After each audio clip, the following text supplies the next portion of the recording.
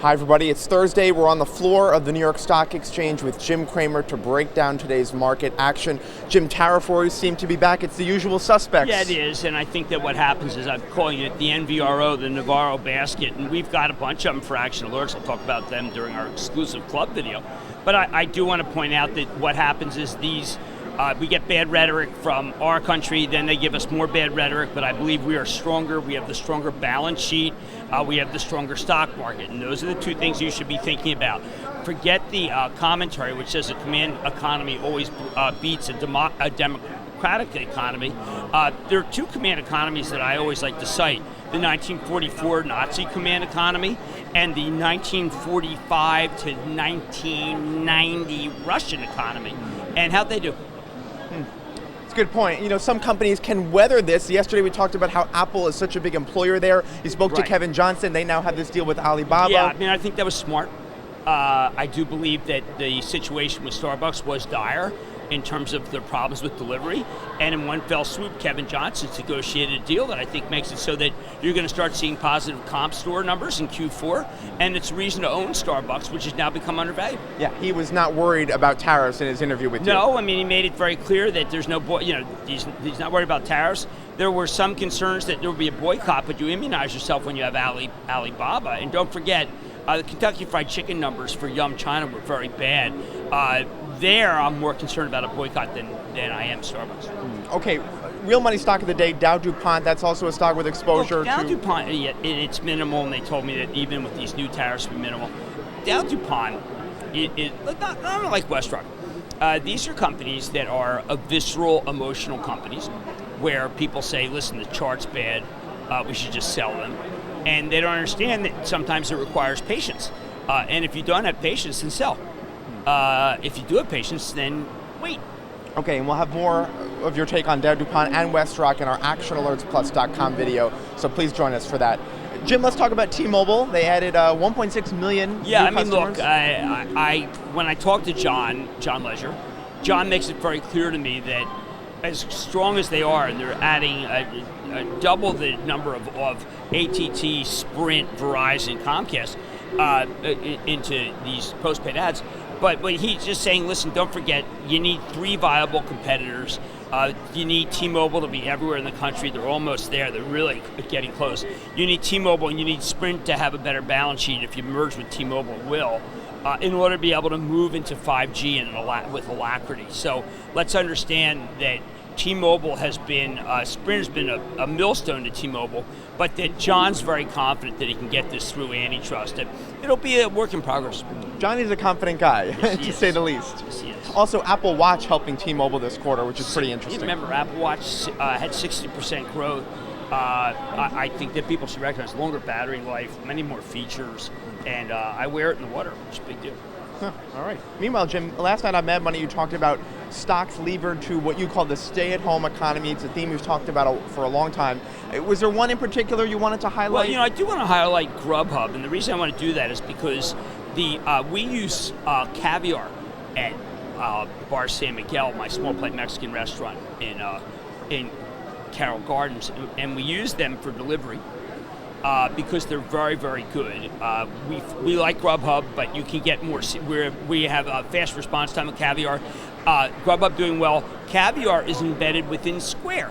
And Square had a great quarter with 60% growth, and caviar was highlighted many times in the call. So I would buy Square. You also mentioned Sonos in that piece, which is IPOing today. I said, listen, we got to see what happens in the deal.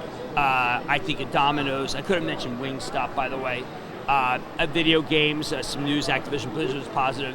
I'll be talking about Take-Two soon. So I think that a lot of people have to recognize the stay-at-home economy is getting stronger and stronger. Don't worry about the Pinnacle Foods number. They're merging with Conagra, and it'll be very, very positive. I'm talking to these... By the way, Blue Apron's not part of the stay-at-home economy. They're part of the declining 25% economy, which I don't want to be affiliated with. Okay, interesting. I'm talking to the CEO of Sonos later today. We'll ask him about the Sonos economy. Yeah, because we all love Sonos. I don't know what's going on. Ask them why they've never made money. Yes, that will be top of mind, especially for investors who may want to invest in the stock. Right. Jim, when I look again, I want to emphasize that I did a piece this morning about real money, about competition. The companies that are not in competition are doing quite well. Think about it. I left out the drug stocks. I shouldn't have done that. That's one of the reasons why J&J is doing well. And you want to talk to us. You want to come to the club video and listen to what I have to say about Amgen. Yes, that's a new position for Action Alerts Plus. We'll talk about that after this.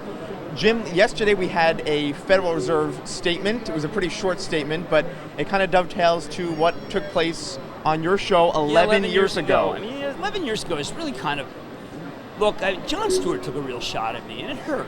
You know, I never deny these things. And the Federal Reserve took a shot at me, but I didn't find out until 5 years later when they released the minutes, they laughed at me. And look, I was, in retrospect, I mean, I was kind of right. I mean, I was trying to convince the government to lower interest rates, convince the government to stop raising rates. Bill Poole mentioned that, the primary guy who wanted to raise rates. And, you know, I was right and others were wrong, but that's okay. I've been a big guy all my life in terms of criticism. I've been a hot button and a lightning rod, and I've been right and I've been wrong. I've always admitted when I've been wrong. I was right on that video, and in retrospect, if they had listened to me, we would have avoided the worst downturn since the Great Depression, but they didn't listen to me. But I'm not looking for the congressional medal of being right. I look at the mirror and I know I'm right, and that's what matters. You helped a lot of people that day, a year before the crisis. You know, look, life is short, nasty, and brutish. That's a way that's Mr. Hobbes said that, Hobbesian analysis. And look, sometimes you get things right, and my friend Aaron Burnett was asking me questions, and I was very determined to try to tell the truth as I saw it. And I just made more calls. I was closer to the situation than the Federal Reserve. And that's really what happened. And that's just because I've worked at it for a long time. Not that I'm some sort of genius. There are a lot of people with geniuses, and many of them got it wrong. I just make more calls. I knew how delicate the desks were. I've been ridiculed for many things. I said that you could keep your money in Bear Stearns, and it would still be, even if Bear Stearns went under, it would be protected by the government and by the insurance. And instead, I got viewed as being someone who said buy Bear Stearns. And these are things that happened to me. And you know what? What the critics have to do is enjoy their right to be wrong. Because I'm never going to get in anyone's face who has decided that they're right and I'm wrong. That is their their ability. I just wish they'd check the tape. Okay, well said, Jim. Who do you have coming up on Mad Money tonight? I have Clorox. I've got Dow, which is doing quite well, but nobody seems to care because the market's wrong about that. You get the Form 10s out, and it'll be just like Tyco. And then I have Kevin Johnson on how he's going to solve the problem with China, and I think he is. And again, I just want to emphasize, I'm out there.